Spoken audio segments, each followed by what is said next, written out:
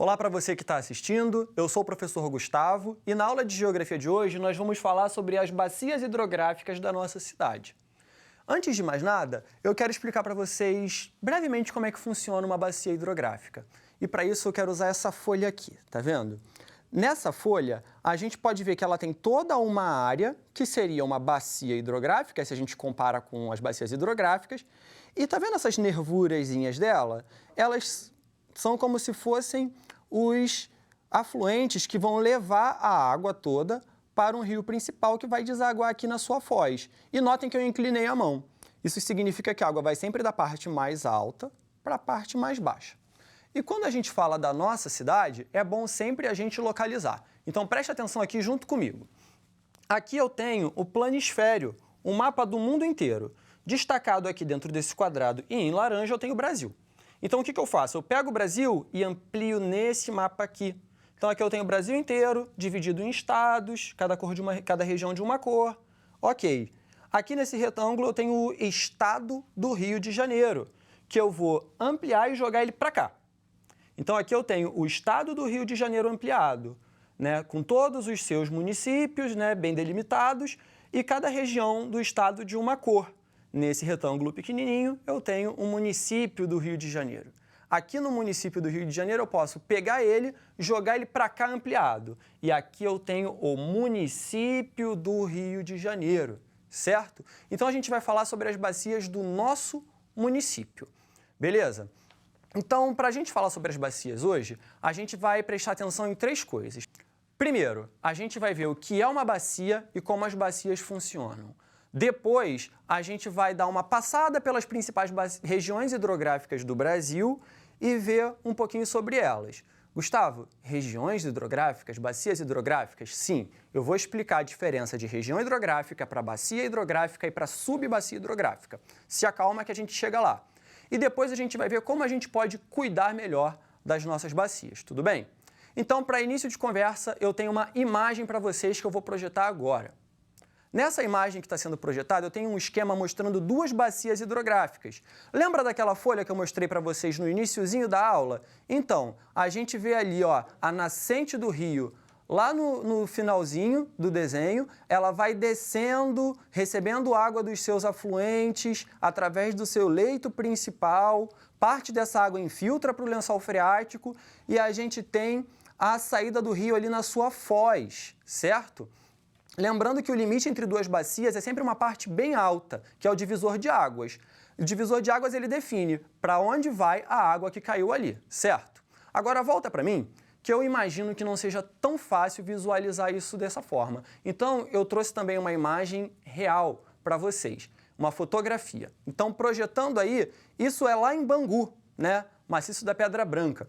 Então, nós podemos ver como o relevo ele oferece esses caminhos preferenciais para a água.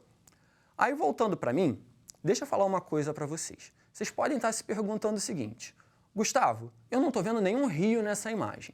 Então, calma, que eu preciso contar para vocês que existem três tipos de rio. Os rios perenes, eles são aqueles rios que eles têm água o ano inteiro, corre água neles o ano inteiro. A gente também tem os rios temporários. Os rios temporários, na parte mais seca do ano, eles ficam secos. E tem os efêmeros, que só tem água quando chove, só escorre água ali quando chove. Até aqui tudo bem? Eu espero que sim. Agora a gente vai sair daqui do município do Rio de Janeiro e vai ver um mapa do Brasil inteiro, beleza? Então deixa eu passar aqui e mostrar para vocês. Nesse mapa a gente tem o Brasil dividido nas suas regiões hidrográficas. Por que regiões? Porque algumas englobam várias bacias. Então, ali numerado com o 2, a gente tem a bacia amazônica, né, que é a maior bacia hidrográfica do mundo, né? Mas como esse mapa é de regiões hidrográficas, a região hidrográfica amazônica. Ali no número 3, em laranja, a gente tem a do Rio São Francisco e no 1, ali o conjunto de subbacias, o conjunto de bacias, né, uma região formada pelo conjunto de bacias, onde ficam as bacias aqui do Rio de Janeiro, ok? Então, voltando aqui para mim, deixa eu mostrar para vocês a diferença. Então, vamos lá, uma região hidrográfica, ela é bem grande e pode conter várias bacias dentro de si.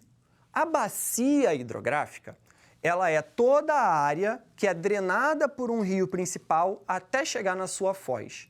Uma subbacia é uma divisãozinha dessa bacia. Às vezes as bacias elas podem ser muito grandes e a gente subdivide em bacias para entender um pouco melhor, certo? Então, eu vou mostrar para vocês aqui nesse mapa, ó. Tá vendo como esse mapa aqui, ele se parece com esse? Então, os dois mapas mostram o município do Rio de Janeiro. Qual é a diferença desse aqui?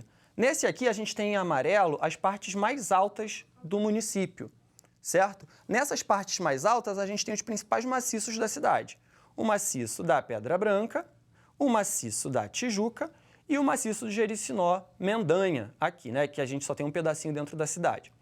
Beleza? Esses maciços, eles funcionam como divisores de água.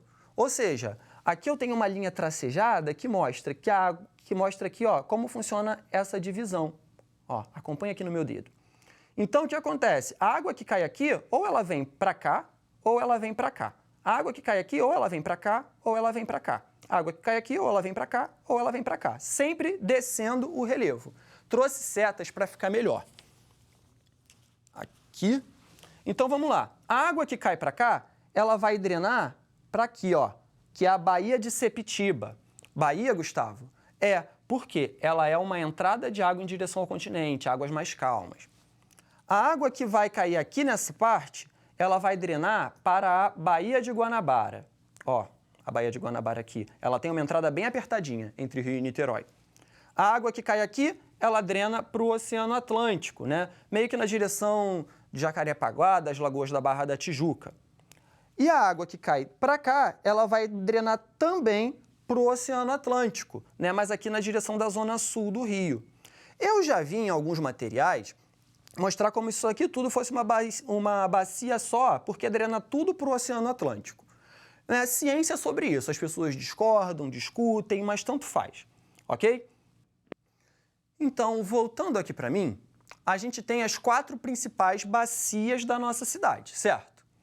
Eu vou mostrar para vocês que a gente pode subdividi-las em subbacias, né? Então, cada uma dessas bacias pode ser dividida em várias subbacias e a gente pode ver qual fica mais perto da nossa casa, tudo bem?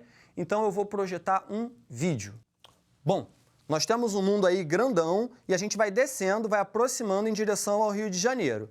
Estão vendo? Essas linhas brancas são os divisores de água das subbacias aqui do Rio de Janeiro. E a gente pode ver os maciços também. O maciço da Tijuca, aí passando a setinha, em seguida o maciço da Pedra Branca e o maciço do Jericinó Mendanha. Aqui a Baía de Sepitiba, o Oceano Atlântico, né, a parte da Barra, parte da Zona Sul, e aqui a Baía de Guanabara, estão vendo? E eu vou aproximar da subbacia do Rio Portinho, estão vendo?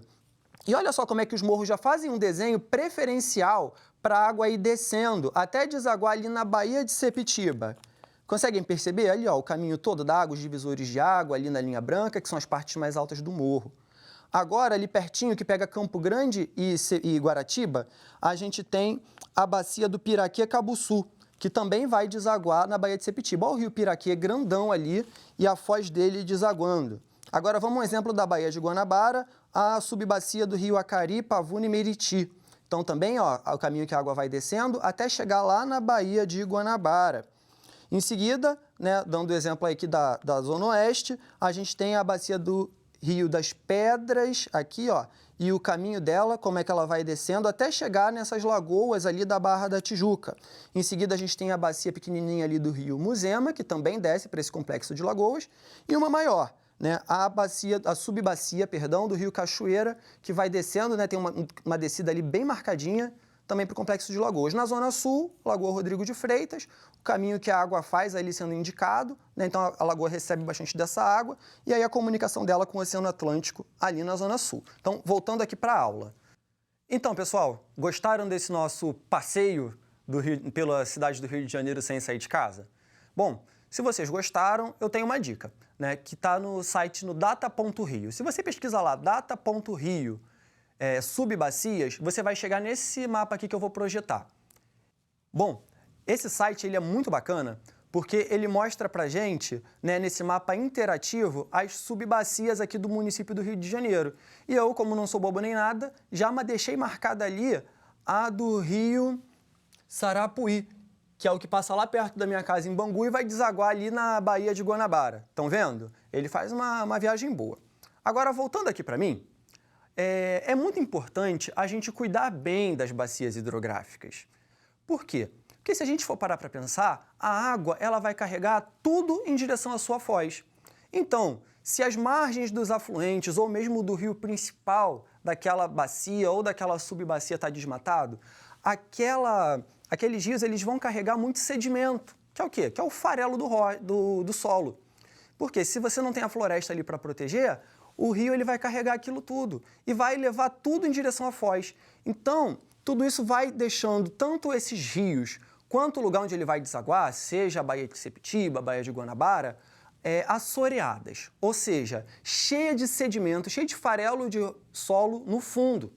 O que isso quer dizer? Que elas vão ficar cada vez mais rasas, que esses rios vão ficar cada vez mais rasos e eles vão transbordar para áreas cada vez mais extensas, o que vai agravar, o que vai piorar os problemas de enchente, né, os problemas de alagamento na cidade. Além disso, se essa água ela é poluída por agrotóxicos, por esgoto, por resíduos industriais, isso tudo vai piorar a qualidade da água lá no rio principal onde ela sai. Então, não importa em que parte da bacia ocorra a poluição, vai sair, né, ali onde ela deságua. E isso é um grande problema.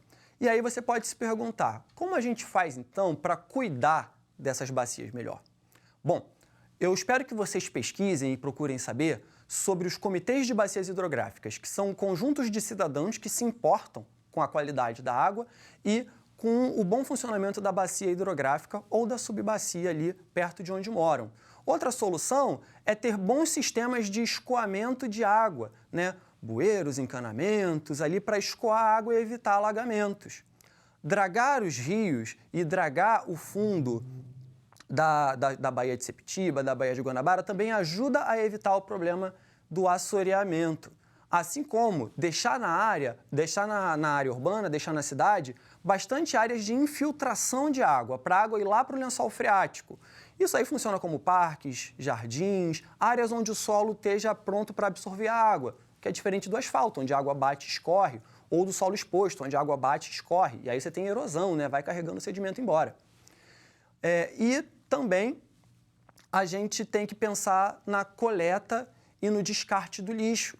Né? É muito triste quando a gente vê no final de uma bacia hidrográfica ou no rio perto da nossa casa um sofá ou um monte de lixo. Então a gente precisa que os políticos se preocupem em ajudar a gente a se conscientizar e a descartar o nosso lixo da melhor forma possível, para evitar que vá parar nos rios. Tudo bem?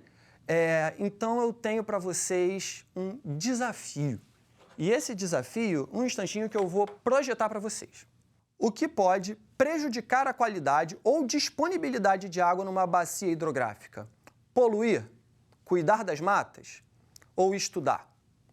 Bom, na verdade, poluir é a única dessas alternativas que pode piorar, prejudicar a qualidade e a disponibilidade de água na bacia. Cuidar das matas ajuda e estudar sempre ajuda. Então, próximo desafio.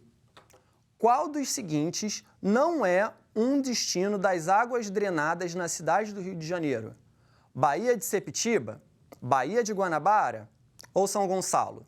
Se você prestou atenção nessa aula, você viu que tanto a Baía de Sepetiba quanto a Baía de Guanabara são destinos dessa água drenada aqui no nosso município, assim como o Oceano Atlântico. Já São Gonçalo não. São Gonçalo nem aparece nesse mapa. Na verdade, aparece. Não sei se nem se consegue filmar, mas tem uma pontinha de São Gonçalo aqui em cima de Niterói.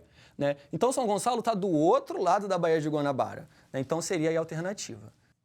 Bom, nossa aula está chegando ao fim. A gente aprendeu sobre o que é uma bacia hidrográfica, como ela funciona. A gente viu as regiões hidrográficas do Brasil, as bacias do Rio de Janeiro, as subbacias do Rio de Janeiro. A gente também viu como cuidar melhor das bacias hidrográficas. Espero que vocês tenham gostado. Muito obrigado por me acompanharem até aqui. Até a próxima e bons estudos!